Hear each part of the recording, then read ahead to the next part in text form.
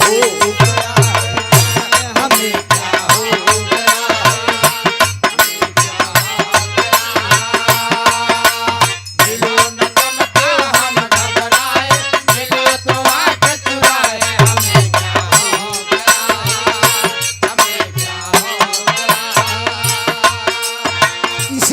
कलाकार और गाए कैसे। नैहर से जब ससुरा गईलू,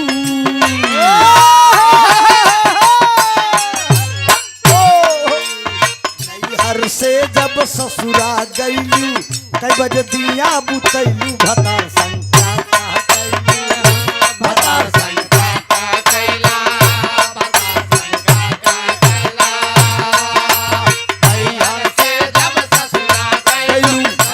दिया बुतैलू भतार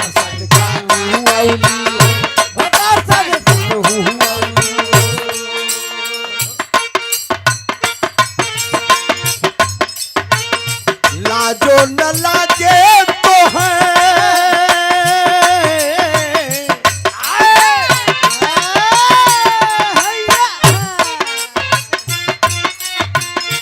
लाजो न लागे तो है, पूछे में ऐसन बात हो, लाजो न लागे तो है, पूछे में ऐसन बात हो, लाजो न लागे तो है, पूछे में ऐसन बात हो। कई बजे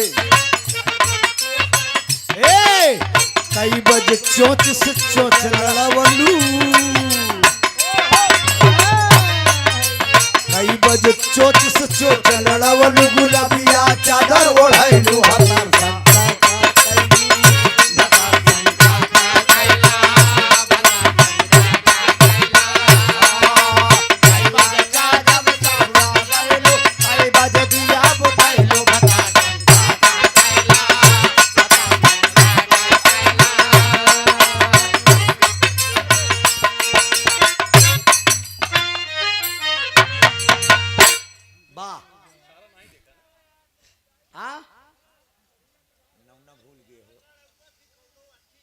उठा तनी के अब बिरहा होई का बटवा नंबर आई गया जैसन अस ओलरा रहबा तो चोचे लड़ाई दे।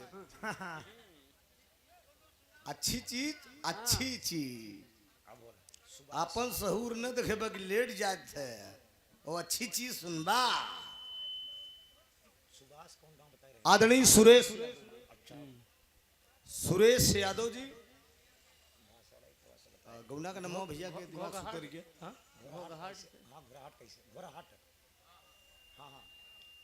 बिरहा के बड़े प्रेमी हैं आप।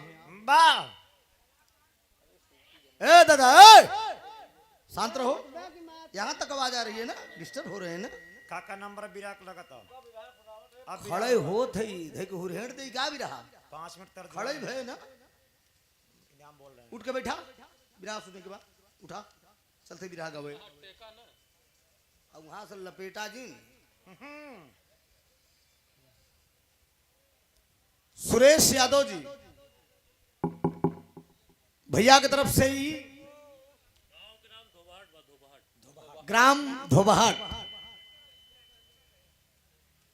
भैया के की फरमाइश में कि एक बिरहा आप कई जगह गए लेकिन वो बिरहा अधूरा छूट जात रहा। अरे वाह, कोराव के पास डॉक्टर मन्नू जी से प्रोग्राम था, वहां भी इस बिरहा को मैं फाना था, लेकिन डॉक्टर मन्नू जी चल दिए रात ही में। तो हमने कहा कि जब ये चल दिए तो हम भी चले जाएंगे, क्यों छोड़ दिए आप लोग। कलाकार का मतलब है कि अगला कलाकार मंच पे रहे, दोनों पार्टी डटी रहे, तब तो बिरहा गाने में आनंद निकलता है। ब्रजेश जी अब पता लगा एक बार चल दे, एक बार गावे तो मतलब नहीं निकलत बा। सुरेश भैया का फरमाइश बा, बिरहा का राजा दिलीप का बाबा आज बिरहा हम पूरा कह देते ही बैठ जाता था। आप लोग बहुत पुरान बिरहा शुरू करे चलते ही। पंकज कुमार यादव जी सलैया कला से 101 रुपया का पुरस्कार ऑनलाइन पुरस्कार भाई ने दिया। बहुत बहुत प्रणाम सब भाई के, नमन आशीर्वाद की परीक्षा। बाजा वाले भैया कहाँ हैं? आप हैं? देखिए हल्का सा भौंक मारता है, इसको संभालिए। ट्रेबल ट्रेबल करिए बस हल्का ट्रेबल डाल दीजिएगा आ जाएगा। बड़ा बाकी सिस्टम आपका खूबसूरत है। यहाँ लगन में सबसे बढ़िया माइक तोहार बा। अबे तक जितना माइक में बिरहा भ सबसे ठीक है। अच्छा लगा आपके माइक में आगे लगातार प्रोग्राम भी है। वाह आइए अरे वाह ये बिरहा ऐसा बिरहा गाने जा रहा हूं। गुजरा हुआ जमाना आता नहीं दोबारा। अरे वाह इस बिरहा को स्वर्गीय बाबू रामधार जी गाए, दादा भुल्लूर जी गाए, स्वामी गीतानंद जी गाए, बाबू राजाराम पाल जी गाए। अरे वाह यह शेष आए हाय बिरहा सम्राट महरूम जनाब हैदर अली जुगनू साहब हमारे गुरु जी गाए, वाह स्वर्गीय हफीज चंचल जी गाए, आह, बाबू अनिल यादव जी गाए और आज मैं गाने जा रहा हूँ। बहुत पुरान बिरहा है। वाह सुरेश भैया एकदम आवत है, कुर्सी लगा के बैठे। बैठा ये तोरे फरमाइश पे बिरहा हो चलत बा। वाह बिरहा अधूरा छूट गया रहन, इन्हें बड़ा कष्ट रहन। कहना आज हम सामने गाड़ी खड़ी है 4 व्हीलर से कई जगह आप प्रोग्राम सुनने गए, लेकिन अधूरा छूट गया ना। आज हम पूरा एक कह देते, आज पूरा हो गया पूरा कह के तब याद जाब यहाँ से हम वाह वाह ये बिरहा आप लोग जे बिरहा का प्रेमी में उठ के बैठा था आप उठ के बैठाई। तोहरे जमाने वाला बिरहा बा, कोनो छिनरी बुजरी वाला बिरहा न बा। हाँ आ लेट के ना सुना तू उठबे कि नहीं? उठा नहीं, उठा उठा उठा तू उठ के बैठा। हाँ ये बिरहा है हम इतना मेहनत करियो, तू आराम से ओलर के बिरहा सुन ले। फ्री अरे में कुछ ले बजे कुछ मेहनत करे के पड़ते, लेटे पे ना समझ में आए। आधा ओलर ही के आइए ओलर है कोनो बात ना बा, कोनो बात ना। मान ला भाड़े वाले हो बेचारे तो वाह तब वो ठीक है, कोई बात नहीं। महफिल खूबसूरत है, बड़ा खूबसूरत सब कुछ है। दुल्हा के हित नात रिश्तेदार, दुल्हा राजा तो हरे मामा हरे नहीं दिखाते हैं, हाँ हाँ फूफा। मौसिया हरे नाई हैं सब कंजूस है लगत है कहा यार। अरे धीरे धीरे भेजो यार मामा वामा को, और दर्शन भी हो जाए ना इसी बहाने। तब जना हाँ? ना हो मामा मौसिया फूफा जीजा कहाँ है सब राज्य। पापा तो आए नहीं, भाई आए थे, पापा नहीं आए थे। अपने पिताजी की भेज दिया, कम से कम दर्शन हो जाई। बिरहा लेके शुरू करे चलते ही हम। बाबा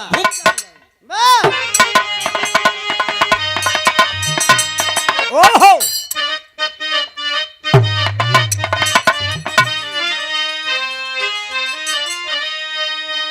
अभी अभी आप लोगों ने सावित्री से आनंद लिया। हाँ गजब सेहरा दुल्हा का सुहाला। वाह सेहरा हम बताए बड़ा भाग से बना था, हाँ न कितना वैसे मोबाइल से लेके फुर हो जाता है। हाँ रास्ते ये भी सौभाग्य है, वाह भाग सबको नसीब नहीं होता है। वाह सेहरा की लाइन उधर से सुने आप लोग, धुन तर्ज के भी आनंद लिए। वाह काहे बाड़ू रिसियाई आवा झुलुआ झुलाई, डिम डिम डमरू बजावा करा, ये गौरा रूसल करा, हम मनावल करी। वाह हाँ तो ये रूसे वाला काम मेहरारू करा, तो मनाए वाला काम मरद करा। वाह लेकिन हम गए तो ज्यादा अच्छा लागत। सूट कराला सूट इनके मुहे कम अच्छा लाग, वाह लेकिन ठीक बा हमार कमाए यही कई दिन। अच्छी बात है अब ये जगह पर हमें ऐसा लगे उठबो न करी ना, हमें मनवाइन की जरूरत हाँ। बा। रात भर इससे लसियाई रही, ठीक माने रही बात। आइए भूमिका की लाइन है डॉक्टर साहब।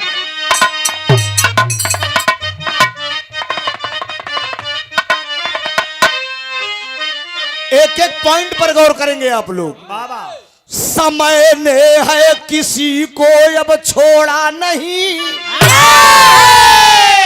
समय वाह जो आज है कल नहीं रहे वो कल नहीं रहेगा। बात सबसे बड़ा समय अरे यार बिरहा सुने हैं कहूँ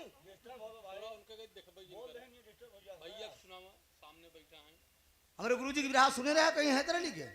अगर 20 के बोल दे तो डांट दे, वो गवैया रहे बिरहा को 3 दुश्मन बालक बोल बयार। हाँ। गचर गचर बोलबे कि बिरहा न हुए, हाँ हाँ बिरहा को बोलबे तो अब बिरहा खराब हो जाएगी। स्पष्ट समय ने है किसी को अब छोड़ा नहीं, समय के चक्र में सबको आना पड़ा। समय ने ली परीक्षा मोरध्वज की, स्वयं सुत पर ही आरा चलाना पड़ा। समय का चक्र राजा हरिश्चंद्र पे, तोम के घर पे जीवन बिताना। कि समय का चक्र ऐसा दिलीप पर सुनो, सुत के कारण ही धूमि रमाना पड़ा।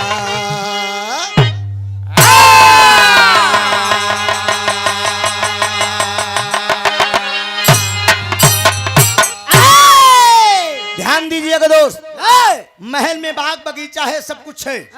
भगवान पुरुषोत्तम मर्यादा राम पैदा नहीं है। भगवान पुरुषोत्तम मर्यादा राम के खानदान की दास्तान है, लेकिन राम पैदा नहीं है।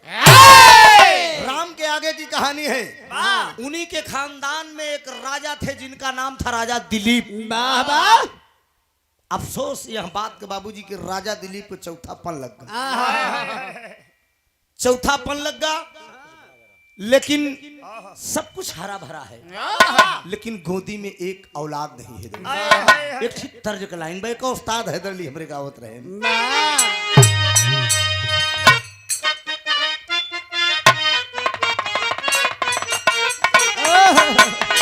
यह तर्ज का लाइन बा कि अरे सब कुछ मुझे,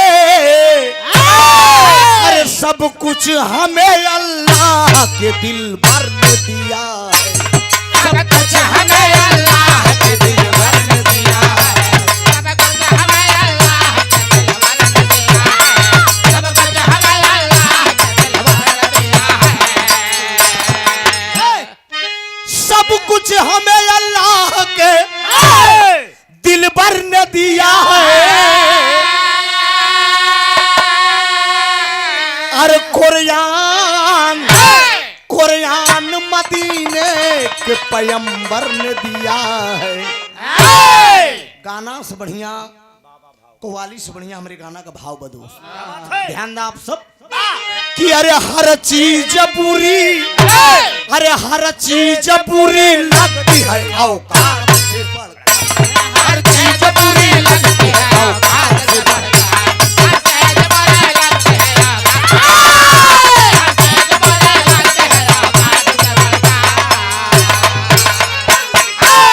कि अरे हर चीज बुरी लगती है बाबू औकात से बढ़कर।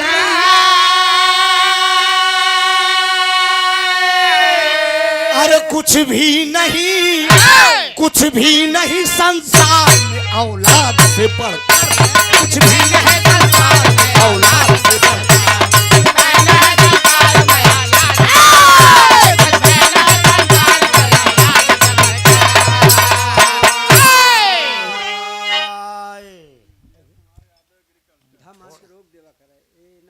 ब्रजेश कुमार यादव जी, एग्रीकल्चर, हमारे बड़े परम मित्र हैं आप। आज बात हुई, 101 रुपया का पुरस्कार पुनः आया है दोस्त। अब देखा है मैं तन को छिनरी बुजरी ना मिली। ये जे असली बिरहा का सुनवैया हो यही बिरहा सुनी। पेवर धारी आई पेवर धागिरे जात बिरहा एक एक कहा जो पहले बिरहा गावत रहन पुरनिया। एमा तन के ई छिनरी भौजी बात ना मिली, लेकिन कहानी स्पष्ट हुई। ध्यान दे आप सब। 1 मिनट बेटवा तनी दुकानदारी। ये बड़ा प्रसाद रूपी पुरस्कार आज इस महफिल के बादशाह दुल्हे राजा जी के पूजनी पिताजी बाबू रामचंद्र यादव जी महाराज दशरथ की उपाधि लिए हैं दोस्त। आज बेटवा भी है आई हैं, बड़ी खुशी हुई। और मन में तनी बड़ी बाप रे बाप, बाप अपने जीते जिंदगी अगर बेटवा भी दिए तैसे बड़ी खुशी और का हो सकत है। भगवान करे दुल्हा राजा दोनों प्राणी के तो हर जोड़ा बना रहा है। अब जब तक गंगा जमुना में पानी रहा तब तक दुल्हा दुल्हन की जिंदगानी रहा। आज बियाहे में बिरहा गावे आई ही भगवान करे। आई जान ल हम जकरे बियाहे में बिरहा गाई थी पहले उठी में बेटवई होत। इहो बतिया हमान नोट करे। आज जब ई दिन आ जाई तो हमारे लगे फोन जरूर करे। बात ध्यान दे और एक फोटो लड़किया के भेज दिया तो फेसबुक पर हम डाल दे कि फला तारीख के बराती में गए देखा ये पुत्र रत्न की प्राप्ति हुई। ध्यान दे, ये 500 रुपया का पुरस्कार ये हमारे जिंदगी का कम से कम 100 कार्यक्रम में ई दिन देख ले है पुत्र रत्न की प्राप्ति। 500 रुपया का पुरस्कार दातार सुखी रखें, सब भैया लोग सुखी रहें। बड़का भैया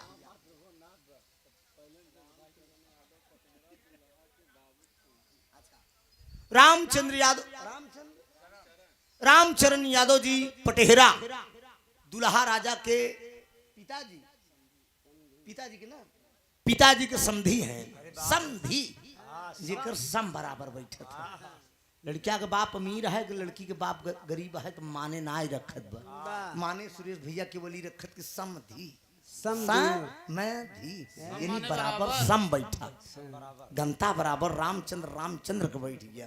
अब देखा दुल्हा के बाप का नाम रामचंद्र लड़की के बाप का नाम रामचंद्र एक रामचंद्र का पुरस्कार आई गया तो रामचंद्र के आवई दोस्त उनके दुआरे आई है गावई। हाँ, तो लड़का का बाप से लड़की के बाप का औकात कम थोड़ी क्यों बा इतना बड़ा जलसा लगा ये तो बारात लेके चला आई यहाँ सारा भारत लड़की के बाप संभारे यहाँ 101 रुपया का पुरस्कार दातार सुखी रखे तनिक हमका सबके चाह की व्यवस्था इतना ही कही दे भाई तोहरे दुआरे आई।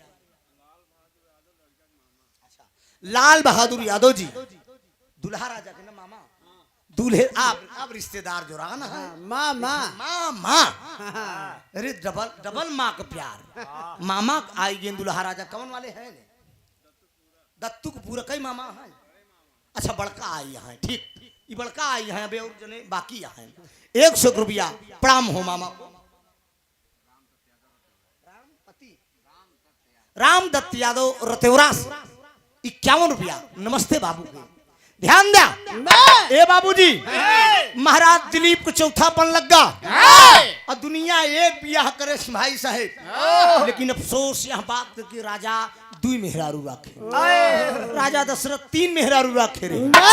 एक दिन दोनों रानी के राजा दिलीप बुलाई की एक ठीक बात कहा थी उस्ताद हैदर अली जैसे गावत रहे जिसके घर सुंदर नारी जिसके घर सुंदर नारे जिसके घर सुंदर नारे एक लाल बिना वह तरसे एक लाल बिना वह एक लाल बिना वह तरसे मुखमंडल है मुरझाया नैनों से सावन बरसे मुखमंडल है मुरझाया नैनों से सावन बरसे मुखमंडल है मुरझाया नैनों से सावन बरसे अब कहीं जवानी मेरी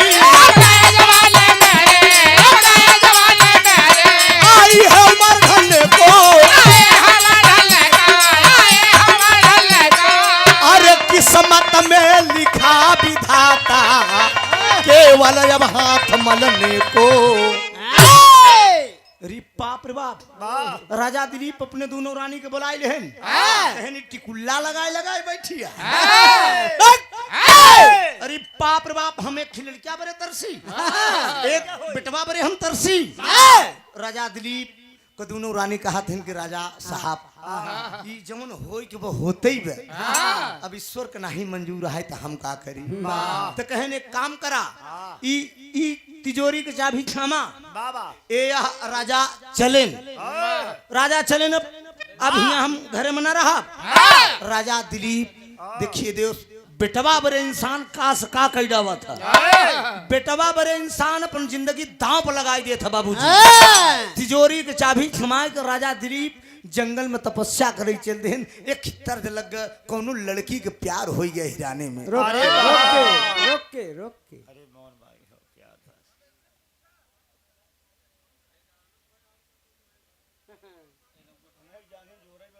ज्यादा खतरनाक यही रहे ना जन्म भरक छीन का नाम बा अच्छा कन्यापक्ष से अच्छा ई महाराज जनक की तरफ से देखा हमारी बात का सम्मान कही दे दोस्त ताली बजाए का आप लोग सम्मान कही दा ई महाराज जनक जी लड़की पक्ष से कन्या पक्ष से दुल्हन के पूजनी पिताजी रामचंद्र यादव जी सुंदर पुष्पहार अनमोल पुरस्कार दोस्त आज कितना बड़ा आप महाराज जनक बन के बिटिया का दान करते हैं दोस्त इतना बड़ा भंडारा करते हैं बहुत बड़ा करेजा बिटिया के बाप को होते दोस्त पाँव लगी आशीर्वाद दे दोनों लड़की का प्यार अहिराने में हुई और कहावत कही दीपक दिल लगा है गधी से तो परी क्या चीज है ए बाबूजी ई मन कहूं लग सकत एके लगे में टाइम ना ही लागा अगर ई लग गा हटबो ना कर सरवाई उम्र ना ही देखत बस केवल मन फिट होई चाहिए बस आज प्यार होई जे बुलावई आइन ओकरे बियाह होई ओका बुलावई आइन तू आंगनमई से बोलत बे तनिक रुक जा दुकानदारी बा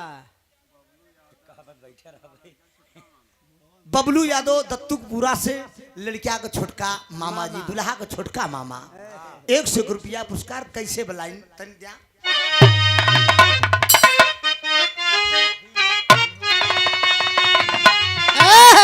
बटवा राहुल कहा हम गमनवा नहीं जा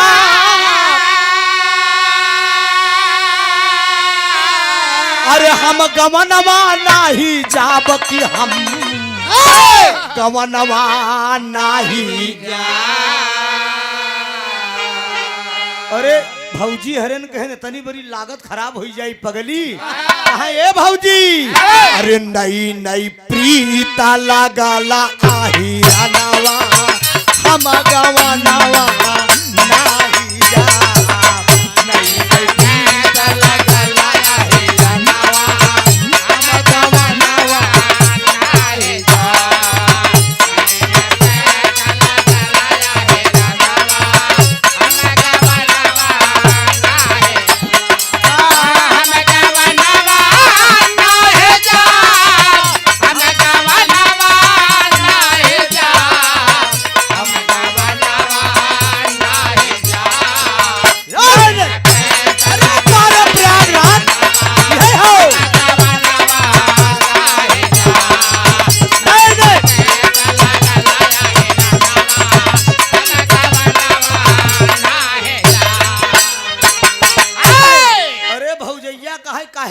बिट्टी कहे अहिरा खियावई पेड़ा मिठैया तई का खियाऊ बेबे मनवा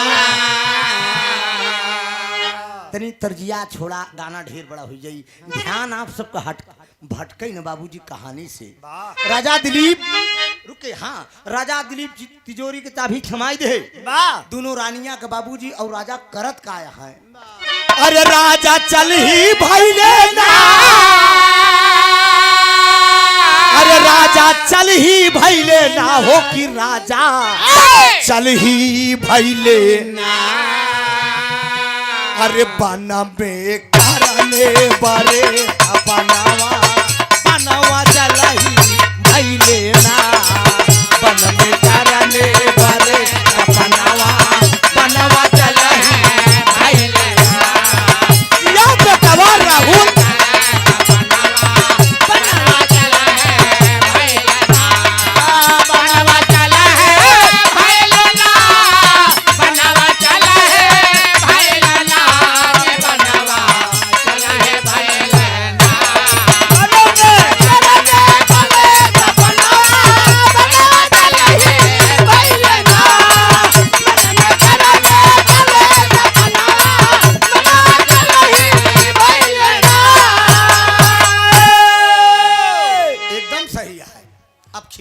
सफल है चना 100 ग्राम और बढ़ाई आदरणी अरे उनकर काम का करबे बेटवा पैसा तू ले उनहु ले है हिंचलाल यादव जी अहिरन के पूरा से मेजा तहसील के बगल 200 रुपया का पुरस्कार पाँव लगी आशीर्वाद दब दुल्हा राजा अपन जिंदगी की शुरुआत करे जाता जा भगवान करे एकदम बढ़िया कायदे से बिया हो बाती ठीक से मिलाया ये बात ध्यान दे बातिन में मामला गड़बड़ा था बाती अगर अंडबंड होगी तो तू पराने में टुन्न टन होते ही रही राकेश ये बात ध्यान दे बाबूजी हमारे अलावा कोनो को भैया न बताई बाकी सादा गाय गाय चला जाती कोनो मतलब नहीं बा अगर झगड़ा भाई तुम जान जाओ कि गड़बड़ी बा बाती में राजा दिलीप चल दिए बिया बांध जंगल में तपस्या करने दो ये सब बाती का भंगड़ बढ़ाई नहीं सकते जेकर चाचा माहिर हो सिखाई दे सब अरे गड़बड़ावे लगे सब तो हम पगली खड़ा रहा हम ना हम सही कराई देब ना बियाबान जंगल में चल दिए दोस्त तपस्या करने के लिए अब बैठ गए बेटवा बड़े तपस्या करथन ओम भगवते वासुदेवाय नमः ओम भगवते वासुदेवाय गोविंद नाथ अखंडी अनादि आदित्य जन्मा अनंत शक्ति द्वादश मंत्र का जाप शुरू ओहर राजा तपस्या करते बेटवा बरे अहर दोनों अच्छा जरा विचार करा जेकर मन सेधु घरे न हो ब्रजेश भैया औ अकेले मेहरारू छटपटाए के रह जाती दोनों महल में टहरत हैं तो मन से धुए नहीं ना। राजा दिलीप और तपस्या करते हैं। दोनों रानी विचार करें कि दीदी चला कम से कम कुछ सेवा किया जाए तो हो सकता है मेवा मिलबई करे। दोनों रानी घर छोड़ के बाबूजी जंगल में चल दी राजा दिलीप के पास और तपस्या करते हैं। तब ले ओहर से भृगु मुनि चला आवत रहे। अब भृगु मुनि के देख कर दोनों रानी जी कहन कहन मुनि जी कहन अखंड सौभाग्यवती ठीक बा। ओकरे बाद उही में धाई जकड़े कहन पुत्रवती। जब पुत्रवती भाव का नाम लेहन तो कहन यही बात के तो गड़बड़ी बे। तू पुत्रवती भाव कहता है यहाँ दुल्हा हमार तपस्या करता है जंगल में। कहन ई कथा बरे कहन ही लड़के वही बरे तो भृगु सिखान पागल नहीं तो तपस्या करे से कहूं लड़किया होई दर्द लग गई दादा वाली।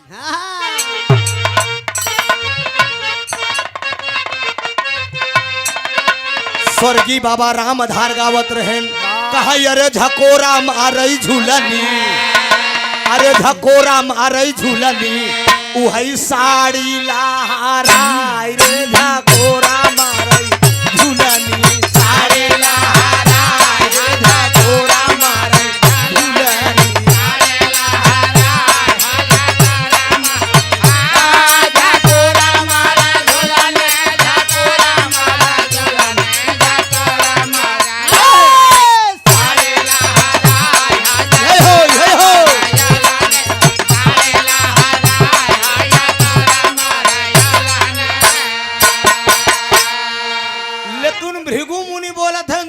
से कहा दोबारा आई गयू काहे बदे अरे दुल्हन हरा दोबारा आई गयू काहे बदे उहई बेटा वही बिना दोबारा आई गयू काहे बदे बेटा वही बिना दोबारा आई गयू काहे बदे बेटा वही बिना दोबारा आई गयू बेटा वही बिना बेटा वही बिना दोबारा आई गयू काहे बदे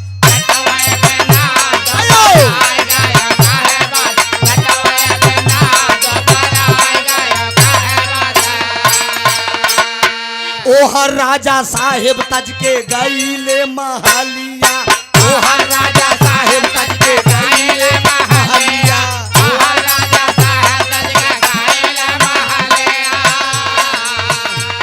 अरे तू दूनो रानी धैलू बनवा कई डगरिया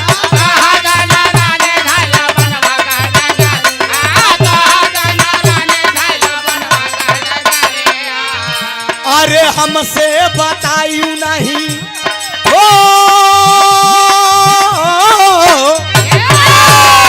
हमसे बतायू नहीं तनई दिना दोबारा आई गयू बेटवाई बिना दोबारा आई गयू एकदम सही है बेटवा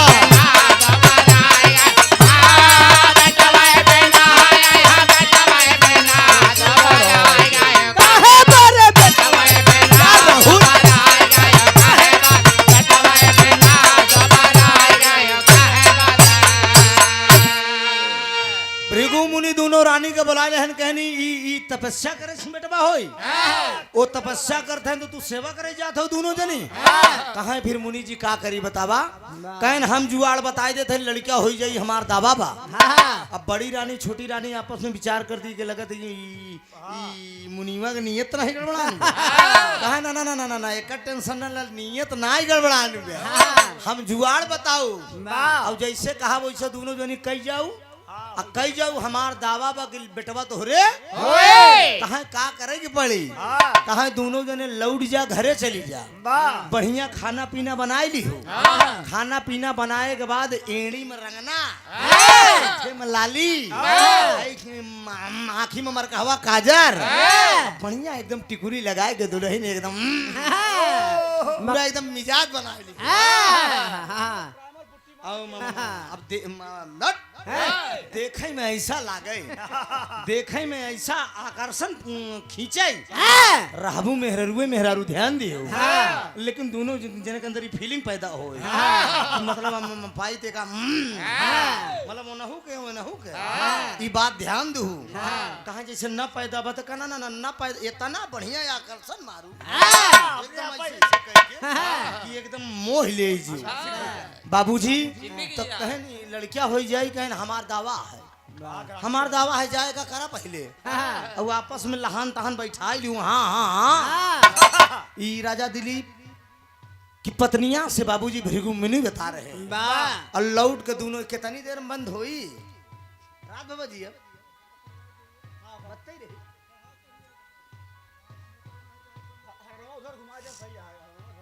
नहीं मतलब कब तक बजी 5 मिनट ना चला तब ठीक बा 5 मिनट लिए बर्दाश्त ही करब अब का करब जमाना है हाँ जैसे सोमन गिरे ससुर का आत्मा और सही बाबूजी दोनों रानियां भृगु मुनि बोल दिए कि मतलब जाए के एक आप हिसाब किताब बना ले दोनों रानी घरे आई और राजा हर तपस्या करते हैं अब बढ़िया खाना पीना बनाए के सब श्रृंगार कई के एकदम मरकहवा काजर वगैरह लगाए के हाँ हाँ एकदम जमाए के वही पर्दा अंदर बाद में जैसे पति पत्नी आपस में लहान तहान बैठावत थी वही लहान तहान शुरू कर दीन तो इलाहाबादी टेरी का भाव है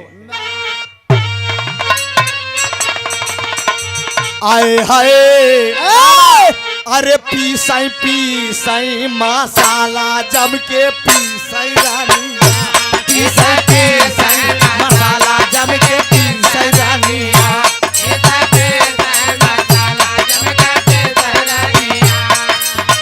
तब बेटवा पहला उठीका बेटवा पहला उठीका बेटवा पहला उठीका बेटवा पहला उठीका दैगा बड़ा कसाला मसाला जम के पीसाई रानिया बेटवा पहला उठेगा जाएगा बड़ा मसाला मसाला जम के बेटवा पहला उठेगा जाएगा बड़ा मसाला मसाला जम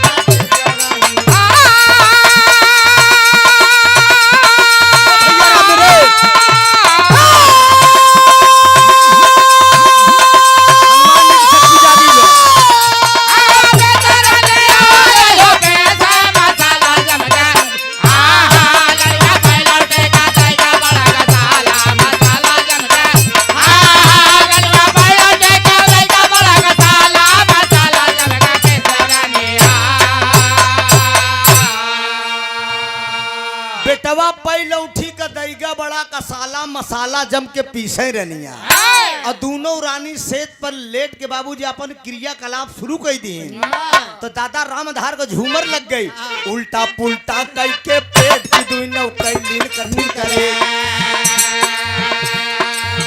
तो उल्टा पुल्टा कई के पेट की दुनिया कैलीन कठिन करे एक कैसे पे बहा जाए दूध दूध पाए जानिया ना कैसे बाजा बाजा पाए जाने आना कैसे बाजा बाजा पाए जाने आना तो एक ही ऊपर एक ही नीचे कौनो फर्क पड़त ना पीछे गाड़ी खींचे जात बा मुनिवर का बचाने आना कारे के जाते बामन वर का बचाने आना कारे के जाते बामन वर का बचाने आना छूटे लगा पसीना माथे दुई नौ थक गईली एक साथ छूटे लगा पसीना माथे दुई नौ थक गईली एक साथ हाथे तबौन लागल तिल भर सोना चांदी आना हाथे तबौन लागल दिल भर सोना जाने आना आजा तबन लागल दिल भर सोना जाने आना तो बड़की बहुत लेस अंगड़ाई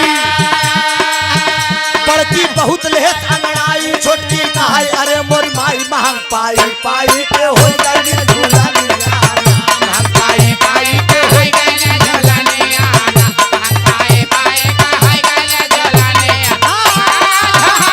झोलाने आना झोलाने आना पाए पाए होई गए झोलाने आना पाए पाए का होई गए झोलाने आना बड़की के रज निकला भाई छोटकी के तनगवा समाई सगर अंहाई झरी गई सफल भई जिंदगनिया ना दोनों रानी आपस में क्रियाकलाप करत हैं बाबूजी और छोटी रानी के रज जाए के बड़ी रानी के प्रवेश कई कहे दीदी तनी मेहनत करे रहो अब बाबूजी ओहर राजा साहब तपस्या करत हैं आए हर धीरे धीरे बड़ी रानी का मामला अंड बंड हो लाग आए हाय अरे बदन पियर आई गया अरे बदन पियर आई गया उहई गोड़ होई गया भारी बदना पिया राजा गोड़ होई गया भारी बदना पिया राजा कहीं देखे बढ़ा दे भैया हेलो बाजा वाले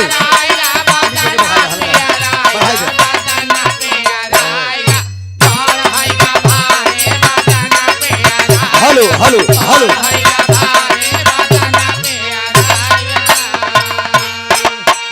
एक माह बीतल दूसरा बीती जाई एक माह बीतल दूसरा बीती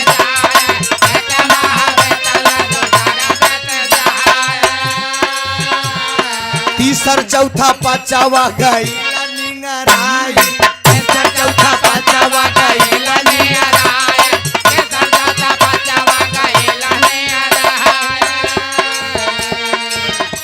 अरे छठे महीनवा में हो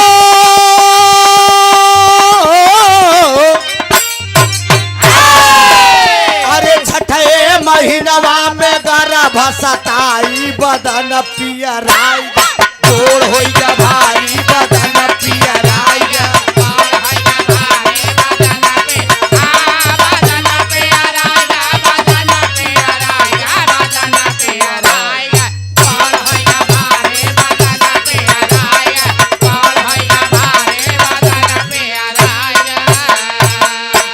कहीं सतह महीनवा में रहा नहीं आय अठे महीनवा में गर्भ सताए अरे नवए कबितई अरे नवए कबितई ए भैया होई गेला ना हजारी बदन पियराई जा 9 महीना बीते के बाद एक लड़किया पैदा हुई और राजा साहेब और तपस्या करता है हिया मेहरारू के लड़किया हो गया जरा विचार करा कि सुनने वाले दोस्त घरे में मन सेधु न रहा मेहरारू के लड़किया हो जाए कितनी अचरज के बाद बा बाबूजी यह लड़किया पैदा हो गया अमरौता प्रभौता कलौता हरनेड़ी भरंगना लगाई के मर कहवा काजर दई के सोहर गावत है कि अरे भाला जे कर कि अरे भाला जे कर पिराई उहई जानई दूसर कौनौ का जानई भाला जे कर पिराई उहई जानई दूसर कौनौ का जानई भला देखा पिराई उहई जाने दूसर कौनो का जाने सुनैया कला से बबलू यादव जी की तरफ से बहुत समाया का पुरस्कार सासू न जानई ननदिया न जानई साधु न जाना है नदिया न जाना साधु न जाना है नदिया न जाना जेकर ऊपरा भी गई रे उहई जानई दूसर कौनौ का जानई जेकर ऊपरा भी गई उहई जाने दूसर कौनो का जाने जेकर ऊपरा भी गई उहई जाने दूसर कौनो का जाने मई मारऊ मोरे रामा दर्द के मारी मैं मारो मोरे रामा दर्द के मारे मैं मारो मोरे रामा दर्द के मारे के जाई हटिया अब के हो बजरिया के जाई हटे आगे हा बजरिया हटे आगे हा बजरिया अच्छा मेरे सुरेश भैया पुरस्कार देते 50 रुपया और कहा था ना हलिया वाले सोई गए कहा के का ललकारत रहे ने अच्छा जगदीश मास्टर उदय मास्टर आया है क्या यार तो 1 रुपये दे है तो कहा जानी अब जमन है अच्छा अच्छा बहुत बहुत प्रणाम 50 रुपया का पुरस्कार अभी ललकारी ललकारा तू सब अपन समझा हम सब गवैया ही अपन गाय बजाए के चली थी जहाँ जैसे भाव पाई थे निपट के काम कर ली थी अपन के जाई हटिया अब के हो बजरिया हटे आगे हा बजरिया हटे आगे हा बजरिया के लिया वही गुड़ा में वादर के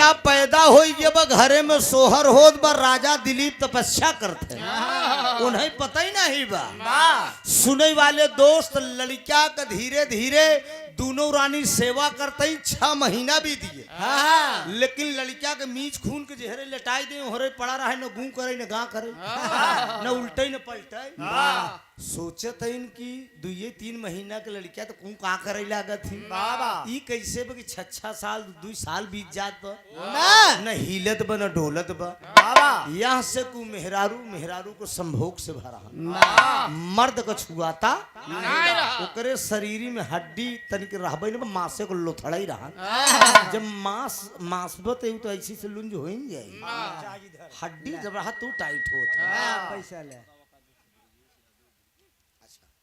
श्रीमान ब्रिजेश यादव एग्रीकल्चर आप की तरफ से ही 101 रुपया का पुरस्कार दातार सुखी रखे सब भैया लोग सुखी रहे बड़का भैया दोनों रानी आपस में विचार करें कि भृगु मुनि के आशीर्वाद से ही लड़का मिला बा एका लय चल का करबई का करे एका लय चलते ही उन्हें भृगु मुनि के कुटिया के पीछे लेटाया और दोनों रानी गई भृगु मुनि के कुटिया के पीछे लेटाए के वापस चली आए और लड़किया मासे को लोथड़े तो एकदम ऐसे ऐठा गोईठा पड़ा ओहर से अष्टावक्र मुनि आवत अष्टावक्र मुनि भाई साहब 8 टेढ़े के रहे ने चलत कैसे रहे एकदम ऐसे बतासी और लड़कियों एकदम ऐठा गोईठा पड़ा अष्टावक्र मुनि लड़किया के देखे तो कहत का यहाँ लगाई के हाय हाय देख लिया सार बिरावत बा देख लिया सार बिरावत बा मुनि जी सोचे लगन मन मार देख लिया सार बिरावत बा मुनि जी सोचे लगन मन मार देख लिया सार बिरावत बा मन जैसा लगे मन मार देख ला सार मेरा देख ला सार मेरा बदबा देख ला सार मेरा बदबा देख ला सार मेरा बदबा मन जैसा लगे मन मार देख ला सार मेरा बदबा मन जैसा लगे मन मार देख ला सार मेरा बदबा अष्टावक्र मुनि सोचत है कि हम टेढ़ है इस लौंडाई हमका बिरावत बाट वही कमंडल से जल निकारे कुशाल है करत का है 1 मिनट तनी के अजीत यादव प्रधानाध्यापक हलिया से मास्टर साहब आए तो ने देखा ना और कहो 100 रुपया का पुरस्कार दातार सुखी रखे सब भैया लोग सुखी रहा कमंडल से गंगा जल निकाले बाबूजी और निकाल के कुशा मंत्रोच्चारण करत है का करत है कहा टेढ़ हो गया तो सोझ हो जाई सोझ टेढ़ हो अरे ये तना कही के मुनिवर जी अरे अब दिहले मंत्र जमाई देख लिया सार बिरावत बा त लड़का के अब बन गया काम देख लिया सार बिरावत बा कहाँ अगर टेढ़ हो गया तो सोझ हो जा गया सोझ हो के कहूँ हमका बिरावत हो गया तो आज से ही हटावा का कहा हमारे आगे रखा था यार टेढ़ ही हो जावे एक जान ले है सुने वाले दोस्त श्राप आशीर्वाद दोनों वो लड़किया पे फिट कही दे और लड़किया टेढ़ रहा भाई माँ से को लोथड़ा रहा और जब उसका श्राप देता है तो आशीर्वाद लग दो करे बढ़िया हड्डी होगी टाइट होगी खड़ा बा दोनों जने विचार कई लागन भृगु मुनि अष्टावक्र मुनि यार तो लड़किया टाइट हो गया ओका लिया के दोनों जने कहाँ आए राजा दिलीप घरे दोनों रानी अंटा पे चढ़िए इशारा करते ए दुल्हन अरे हिया बज्जा हला अपन लड़किया तर दोनों रानी कहा था करे रहबे ना हम टेट टाण रहन की भृगु मुनि अष्टावक्र मुनि कहे टेट टाणत रहन लेकिन सोच हम कह दी समझू सोच करे वाला कारखाना हमारे लगे टेढ़ जरूर पैदा करे रहू तो एक टेंशन न जितना टेढ़ पैदा कर सब सोच कह दिए पैदा करा दू बस पैदा करे वाली मशीन तोहरे लगे फरमा हमारे लगे बा ओकर लगाए कि हम लोग सोच कह दी अष्टावक्र मुनि कहा हम सोच कह दी तू टेंशन न ले राजा दिलीप के पास खबर गई कहीं चला तोहरे दुल्हनी के लड़किया भाई राजा दिलीप सोचे थे कि हम तो यहीं पढ़ा है, हम तो जंगल में पढ़ा ही। लाल जी लहरी गुरु के कैसेट में गाना सुने रहा हो गया, बम्बई के पान वाली। मर्द जब जाने लगा प्रदेश, कहा नारी से या संदेश, बनयू बाग इनारा सुंदर एक ललनवा, लेकिन ईमनवा बचा के सुंदरी। पैसा कमा के प्रदेश से बम्बई से हम भेजब, एक बगीचा बनाऊ, एक किनारा बनाऊ, लेकिन गोदी में खिल्लड़ी क्यों रह जाए, लेकिन ईमान गड़बड़ाई ना पाए। वो मेहरारू का करे बेचारी, ईमान के चक्कर में वो चली गई। मैं बंगाल की रहने वाली, आई हूँ बम्बई शहर में, कहते हैं पान वाली, मैं बंगाल की रहने वाली। गई पान को दुकान लगाए कि अपने मनसेधु से पर्दा अंदर बात है साथियों, चूंकि ईमान की बात थी। राजा दिलीप घर पे आए, सोचते हैं कि हम तो जंगल में पड़ा रहे, लड़कियां कैसे पैदा हो गया। तो भृगु मुनि बोले कि देखिए तुम्हारी रानियों पर कोई दोष नहीं है, ये तुम्हारी रानियां स्वच्छ हैं, मेरे आशीर्वाद से लड़का हुआ है। राजा दिलीप बोल दिए, कहे अगर मुनि जी आपके आशीर्वाद से अगर ये लड़का हुआ है तो मेरे बच्चे का नामकरण भी आप ही करेंगे। कहा ठीक है, कोई बात नहीं है।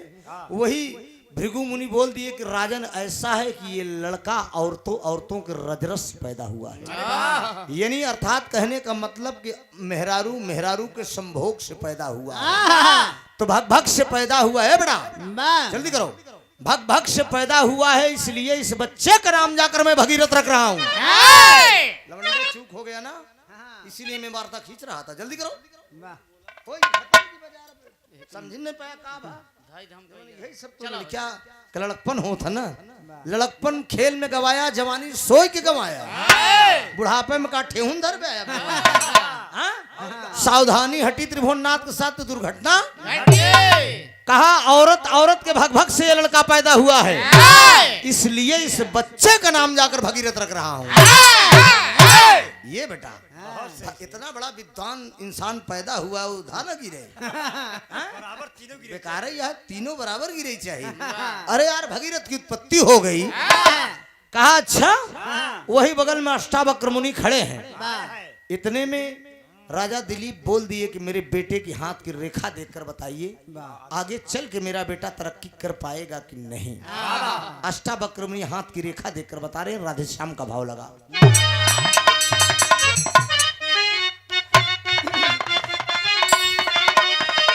अरे जो काम किसी ने किया ना,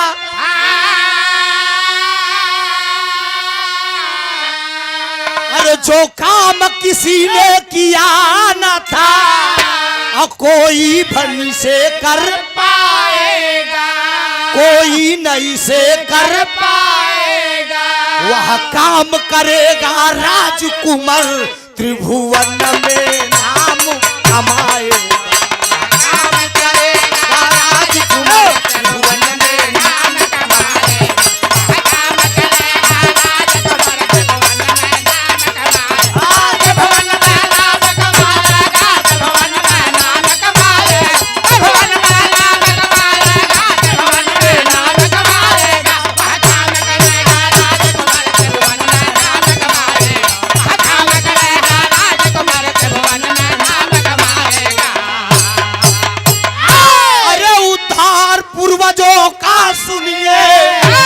इसके हाथों होने वाला है, और संसार का बेड़ा इस बालक के हाथों होने वाला है।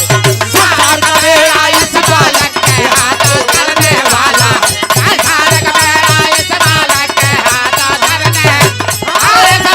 करने वाला है, हाथों करने वाला है, हाथों होने वाला है, हाथों या बिहारा बहादुर जी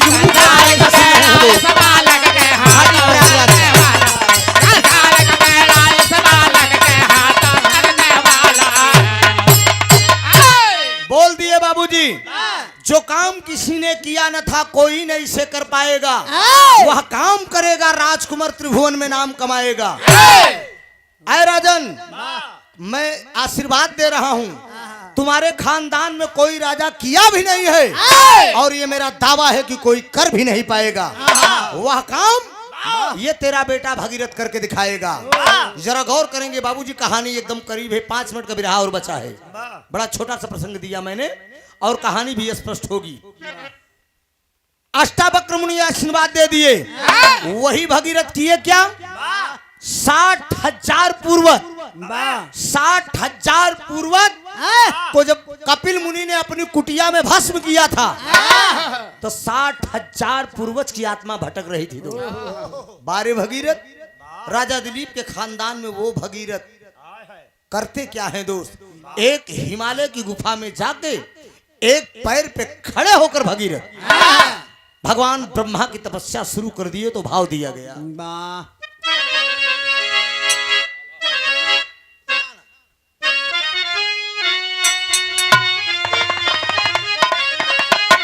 अरे घोर भगीरथ के तब के वरदानवा दुनिया जान ला, अरे घोर भगीरथ के तब के वरदानवा दुनिया जान ला, धरती पे गंगा का भैया वनवा दुनिया जान ला।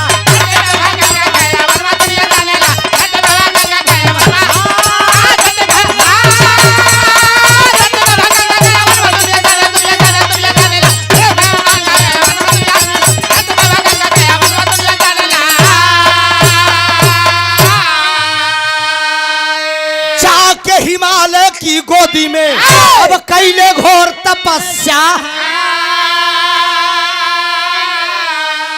अब प्रकट हुए ब्रह्मा जी बोले अब तोहरऊ का मन समस्या। कहा गंगा जी का दैदा हमें मंगनवा दुनिया जानिला, अब पुरखन का अपने हम कर तरनवा दुनिया जानिला।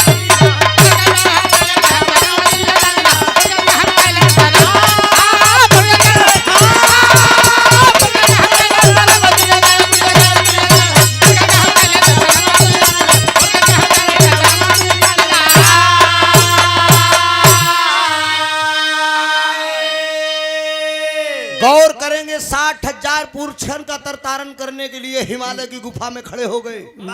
वही भगीरथ राजा दिलीप का बेटा खड़े होकर एक पैर पे भगवान ब्रह्मा की तपस्या शुरू कर दिए।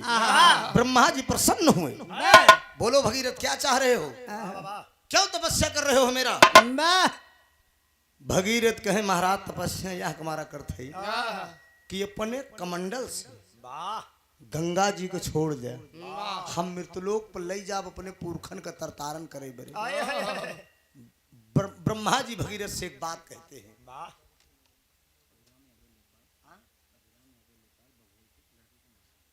अभिराम यादव लेखपाल साहब बघोल के धरती से आज इस महफिल के बाद 7 दूल्हे राजा जी की मौसा साहब ये इस विरह के भाव पे समझते हुए सादर 500 रुपए का आशीर्वाद आपने दिया है। एक जोरदार ताली लेखपाल साहब के लिए बजाकर आप लोग सम्मान करिए।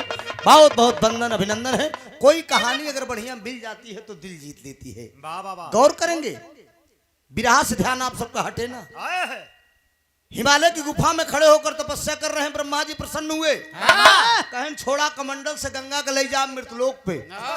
ब्रह्मा जी बोल दिए कि मैं कमंडल से छोड़ तो दूंगा लेकिन धरती के बस के नहीं है कि गंगा का बेस को संभाल लेंगे। कहन तब का करी, कहन शंकर का तपस्या करा, शंकर प्रसन्न हुई नहीं संभाल सकत। भोलेनाथ की तपस्या किए भगीरथ पुनः, भोलेनाथ को प्रसन्न कहा क्या बात है भगीरथ। भोलेनाथ से भगीरथ कहा था कि ब्रह्मा जी जब अपने कमंडल से छोड़े तो गंगा पहले अपने जटा में ला। कहन बोल दो, ब्रह्मा जी अपने कमंडल से जब छोड़े बाबूजी गंगा जी को तो कैलेंडर में भी आप लोग देखे होंगे सबसे पहले भोलेनाथ की जटा में आई थी। जब जटा में आई, समाहित हुई जटा में, उसके बाद भगीरथ से भोलेनाथ बोले कि अय भगीरथ धरती पे ले जाओगे गंगा जी को। कहा हाँ प्रभु, इसीलिए तो मैंने तपस्या करके मांगा है ब्रह्मा जी। खाली ऐसे बगलिया में एक बाल निकाल दिए, जाओ। शंकर जी बोल दिए कि जाओ भगीरथ, जहां जहां आगे आगे तुम जाओगे पीछे पीछे गंगा जी जाएंगी, जहां जहां तुम जाओगे वहां वहां गंगा जी जाएंगी। गौर करेंगे मेरे मुकद्दर के मालिक, विरह को सुनने वाले भगवान श्रोता बंधु, कलाकार कोई कलाकार नहीं होता, कलाकार आप सब होते हैं। हम सब तो आप सबके सेवक हैं। भगीरथ आगे आगे कहाँ कहाँ गए, अब पीछे पीछे गंगा जी कहाँ गई, किस किस जिले में, जरा गौर करेंगे आप सब। ऋषिकेश हरिद्वार, अरे ऋषिकेश हरिद्वार, अरे प्रयागराज होता काशी,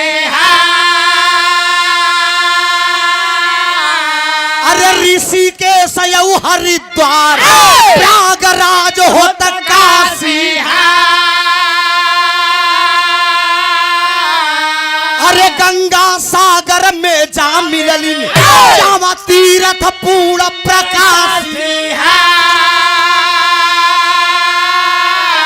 अरे गंगा सागर बन गया तीर्थ स्थान दुनिया जा लीला, भुल्लूर दादा बीमार दुनिया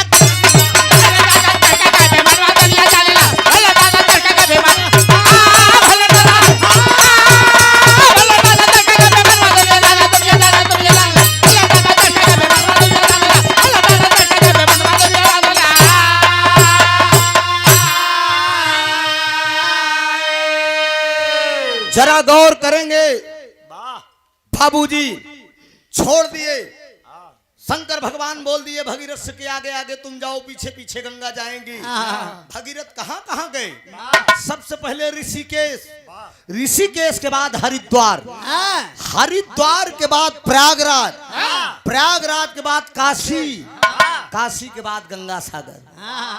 ऋषिकेश यो हरिद्वार प्रयागराज होत काशी हो, आ गंगा सागर में जा मिलली जहां तीर्थ पूर्ण प्रकाशी हो। गंगा सागर में जाकर माँ गंगे समाहित हो गई। कहावत कहे कि सब तीर्थ बार बार, लेकिन गंगा सागर एक बार। ना मानो तो मैं गंगा माँ हूँ, और मानो तो मैं गंगा माँ हूँ, और ना मानो तो बहता पानी।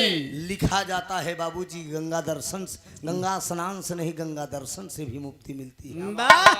जरा गौर करेंगे आप लोग। गाने का हमारे शीर्षक बना मेहरारू, मेहरारू से लड़का की उत्पत्ति के पैदा भगीरथ। इतना चमत्कारी लड़का पैदा हुआ भगीरथ, और वही भगीरथ 60,000 पूर्वजों का तरतारण करने के लिए इस धरती पे गंगा जी को ले आए, और उनके पूर्वज तो तरे आज हिंदू धर्म में हम मानव का भी तरतारण हो रहा है। उत्तर प्रदेश के सीएम आदित्यनाथ योगी जी इस बार महाकुंभ लगवाकर अमृत स्नान करा दिया। अमृत स्नान करो। अच्छा तो जी पापी रहनुग, ये बागेश्वर बाबा बोले थे। जाना था, जिसको जाना था ये सब बच गए, ये सब बच गए, ये सब असले भक्त थे। बागेश्वर बाबा बोल दिए। एक बाबा का ये बयान आया था, बागेश्वर बाबा बोले कि जो पापी थे वो चले गए। अच्छा तो हम थे कि सर रगड़ देवा जा, तो हम समझ में आवा। लेकिन मित्रों जिसको जो होना है वो हो। लेकिन केंद्र से लेकर प्रदेश तक की सरकार की ये आवाज उठी कि अमृत स्नान हो रहा था, लेकिन हम एक दिन नहीं गए। हमको ये अमृत से सुनना चाहिए। जिंदगी बनी रही तो बहुत अमृत ले। हम लोग यही के थे, हम लोग खुद अमृत बांटे थे। जरा गौर करेंगे। मेहरारू, मेहरारू से लड़का की उत्पत्ति भगीरथ पैदा हुए, प्लस माँ गंगा की उत्पत्ति हुई।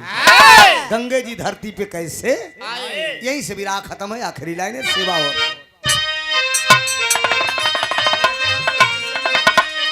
स्वामी गीतानंद अनंत भय भुल्लु तदिए कोतारी, रामधार हैदर अली जुगनू गुरु अनिल जी गीत सवारा।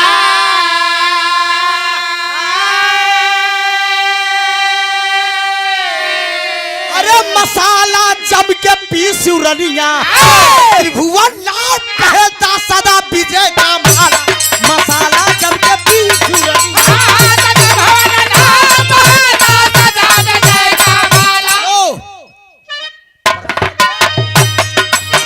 राजा हो तो है कैसे मनाए, राजा हो तो है कैसे मनाए। यह समय बड़ा ट्रेनिंग में चलत बा।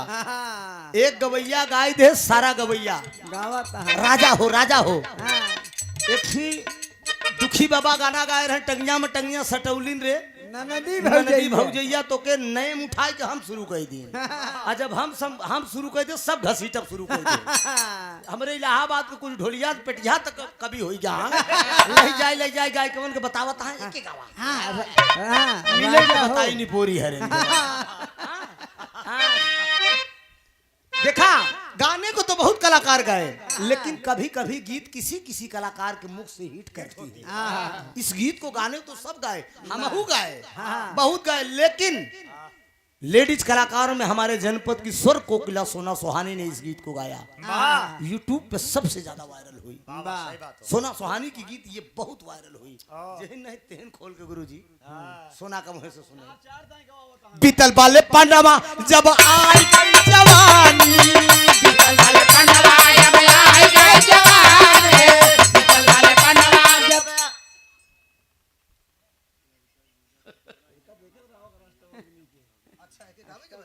लड़का के जीजा पटेहरा से कहते हैं गनवा गा दे टंगिया में टंगिया गाय दे कोनो दिक्कत है मैम अरे रही रही के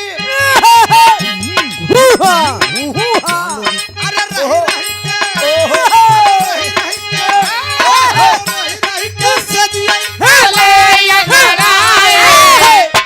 जा लोगी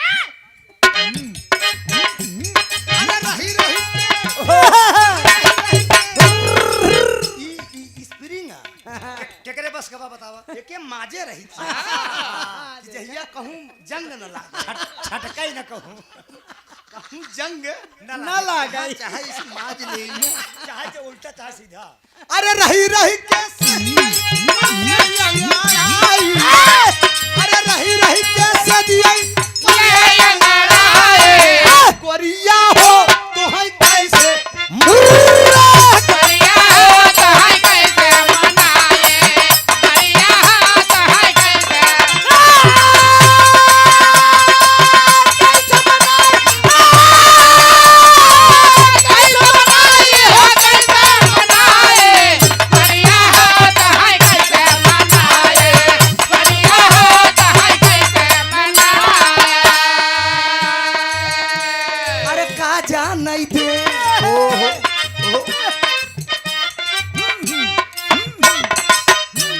नहीं दे ओ अरे काजा नहीं दे सहारा वालिन कजरा काजा नहीं दे सहारा वाले कजरा काजा नहीं दे सहारा वाले कजरा काजा नहीं दे अरे यान के बलमुआ के सुरेश भैया यही होते हैं जमाने में अरे यान के बलमुआ का पेड़ा मिठाई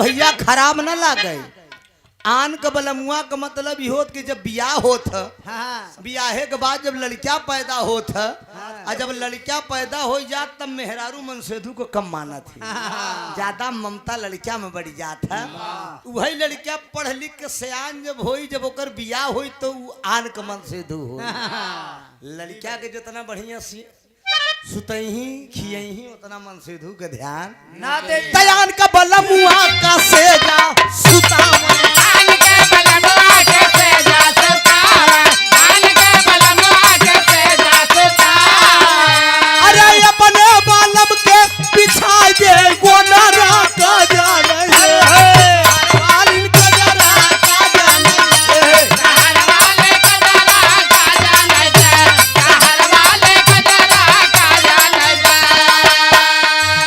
अगली लाइन बड़ी खतरनाक बदास के अरे यान के बलमुआ से हंसी हंसी बोल